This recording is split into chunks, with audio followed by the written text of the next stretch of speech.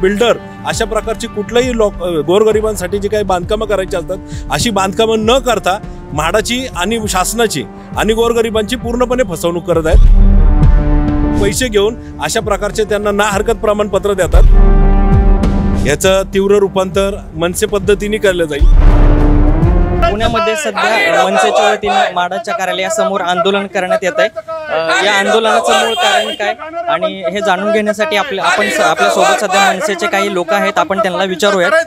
खाली डोकं वर पाय सांगाल तुम्ही सध्या आंदोलन करताय, काय मागण्यात?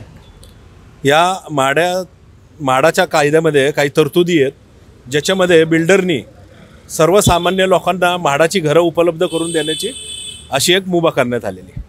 ती मुभा त्यांना अशी देण्यात आलेली की ज्या ठिकाणी त्यांची स्कीम चालू आहे तिथून 1 किलोमीटरच्या अंतरावर किंवा त्या वॉर्ड ऑफिसच्या परिसरामध्ये ते कुठेही दुसऱ्या ठिकाणी अशी म्हाडाची बिल्डिंग बांधून गव्हर्नमेंटच्या हाती देऊ शकतात।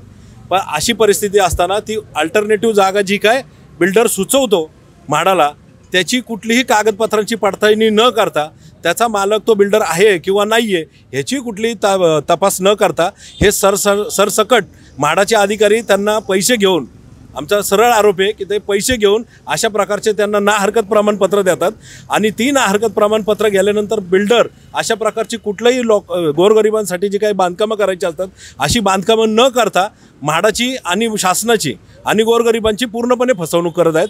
त्यासाठी आज महाराष्ट्र नवनिर्माण सेनेने हे आंदोलन पुकारलेलं आहे। याच्यापूर्वी देखील आम्ही त्यांना 4 ते 5 निवेदनं देऊन झालेले आहेत। त्या निवेदनावरती त्यांनी कुठलीही कारवाई न केल्यामुळं आज ही वेळ आमच्यावर आलेली आहे।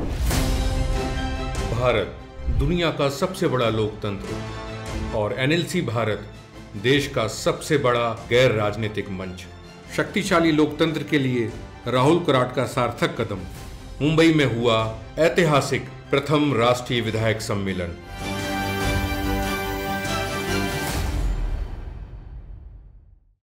आता हे आंदोलन तुम्ही केलंय, तर या आंदोलनाचं जर पुढे अंमलबजावणी जर आता तुर्तास नाही झाली तर पुढे तुमचे काय हे असतील? आंदोलनाचे आज आम्ही निषेधार्थ फक्त आंदोलन करतोय।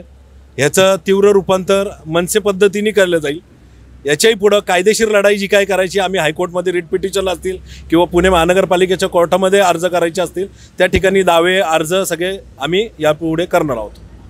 नक्कीच मनसेच्या जे नेते आहेत त्या नेत्यांनी असं सांगितलं आहे की जे काही बेकायदेशीररित्या बिल्डर लोकांना म्हाडाच्या अधिकारी त्यांना परवानगी देतात बांधकामासाठी, तर ती परवानगी न करता त्याच्यावरती कोणती अंमलबजावणी करण्यात नाही आली तर पुढचं आंदोलन हे मनसे स्टाईलने केलं जाईल। कॅमेरामन प्रणव डामाले सह मी श्री शेलस्वामी, पुणे।